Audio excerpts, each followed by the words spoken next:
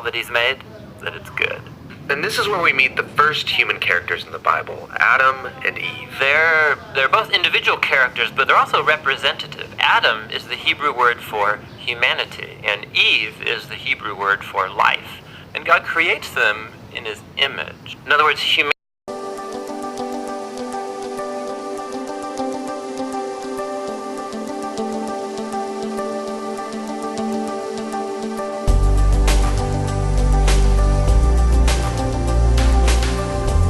Genesis comes from a Hebrew word, it's pronounced reshit, and it just means beginning. Now there's a lot of stories from the book of Genesis, and it's easy just to pull out a specific story and try to tell you what it might mean. But we think the best way to understand this book is to look at the book as a whole and show you how the whole thing is designed. The book is designed to fall into two main parts. You have chapters 1 through 11, which is telling the story of God and the whole world.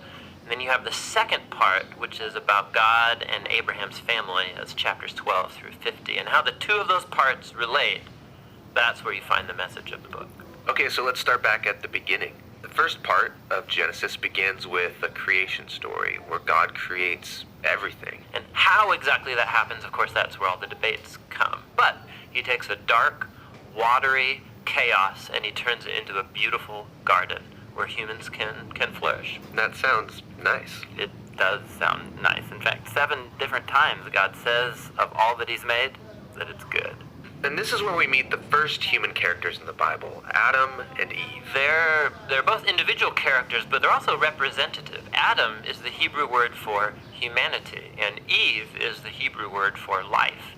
And God creates them in his image. In other words, humanity reflects, or is meant to reflect, the creativity, the goodness, and character of the Creator out into the world that he's made. And they're supposed to reproduce and make cultures and neighborhoods and art and gardens and everything else. But he gives them a moral choice about how they're going to go about building this world. And this is what the tree of the knowledge of good and evil is all about. And he tells them, don't eat of the fruit of this tree or you will die. What's that all about? So up till now, God has been the one defining and providing what is good. And so God is the one with the knowledge of good and evil. But now this tree represents a choice. Will the humans trust God's definition of good and evil? Or are they going to seize the opportunity and define good and evil for themselves? And Adam and Eve eat the fruit. This is the core biblical explanation for that concept of sin, that desire to call the shots myself.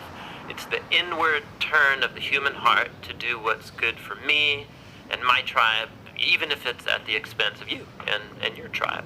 And the problem is humans are horrible at defining good and evil without God. And so now that humanity's made this choice, things get really bad. So Genesis 3 through 11 is like tracing this downward spiral of all humanity. So Adam and Eve, they can't trust each other anymore. And so there's a little story about how they were naked and felt fine about it beforehand, but now they feel shameful because all of a sudden Adam's definition of good and evil might be different than Eve's, and so they hide from each other. Then there's another story of temptation.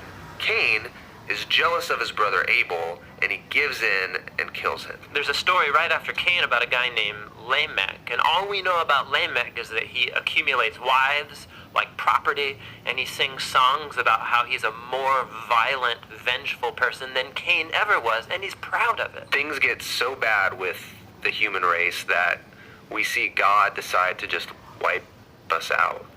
Yeah, we typically think of the flood story as about God being angry, but it actually begins with God's sadness and grief about the state of his world. And so out of his passion to preserve the goodness of his world, he washes it clean with the flood. But there's a glimmer of hope. He chooses Noah and his whole family, and he saves them on this boat. Yeah, don't forget about the animals. Right, and the animals.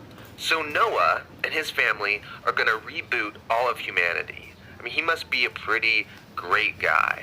But this is the story most people don't know because it's kind of weird, is that Noah gets off the boat and he plants a vineyard and he gets totally plastered, and then something sketchy happens in his tent with his son. It's a tragic story. So from here, humanity grows again, but things are as bad as before.